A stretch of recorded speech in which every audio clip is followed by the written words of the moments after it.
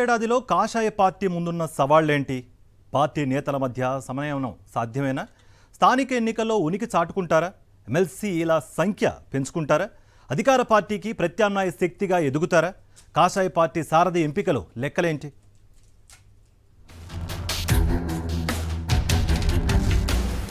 రెండు 2024 లోక్సభ ఎన్నికల్లో 8 ఎంపీ స్థానాల్లో విజయం సాధించిన తెలంగాణ బీజేపీ ఆ విజయం నేపథ్యంలో కాస్త దూకుడుగానే ఉంది.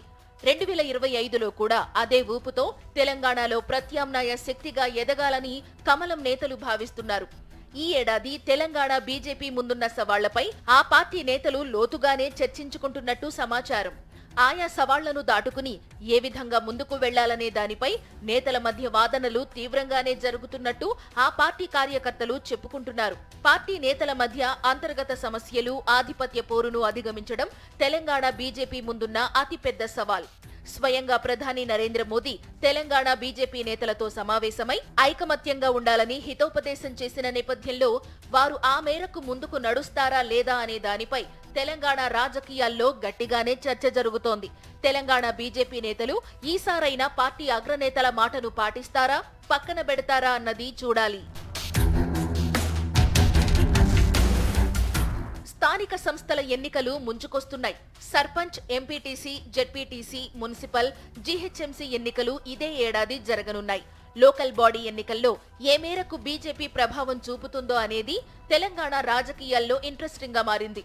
తెలంగాణలో బీజేపీ నుంచి 8 మంది ఎంపీలుగా గెలిచారు. వారు తమ కార్యకర్తలను ప్రజాప్రతినిధులుగా గెలిపించుకుంటారా లేక వదిలేస్తారా అన్నది చూడాలి. స్థానిక సంస్థల ఎన్నికల్లో ప్రభావం చూపితేనే వచ్చే అసెంబ్లీ ఎన్నికల్లో అధికారం సాధ్యమవుతుందని కాషాయ పార్టీ అగ్రనేతలు భావిస్తున్నారు. దాంతో ఆ మేరకు తెలంగాణ నేతలపై గట్టిగానే ఒత్తిడి పెరుగుతోంది. ఈ నేపథ్యంలో తెలంగాణ కాషాయం పార్టీ తన సంస్థాగత ఎన్నికల ప్రక్రియను వేగవంతం చేసింది. సంక్రాంతిలోపు పార్టీ జిల్లా అధ్యక్షులు ఎన్నిక పూర్తి చేయాలని టార్గెట్ గా పెట్టుకున్నారు. సంక్రాంతి తర్వాత పార్టీ రాష్ట్ర అధ్యక్ష ఎన్నిక తప్పకుండా ఉంటుందనేది ఆ పార్టీ వర్గాల నుంచి అందుతున్న సమాచారం. అధ్యక్షుడిగా ఎవరిని నియమిస్తారనే దానిపై కార్యకర్తలు ఆసక్తిగా ఎదురు చూస్తున్నారు. ప్రజాప్రతినిధులుగా గెలిచిన వారికే బీజేపీ రాష్ట్ర అధ్యక్ష బాధ్యతలను అప్పగించే ఆనవాయితీ కొనసాగుతుందని చెప్పుకుంటున్నారు. ఈసారి బీసీలకే పార్టీ పగ్గాలు అప్పగించాలని బీజేపీ భావిస్తోందని సమాచారం. త్వరలోనే తెలంగాణలో 3 ఎమ్మెల్సీ స్థానాలకు ఎన్నికలు జరగనున్నాయి. Karimnagar, Medak, Adilabad, Nizamabad graduate MLC, teacher MLC స్థానాలతో పాటు నల్గొండ, ఖమ్మం, వరంగల్ టీచర్స్ ఎమ్మెల్సీ స్థానం ఎన్నికల్లో పోటీ చేయడానికి బీజేపీ ఏర్పాట్లు చేసుకుంటోంది.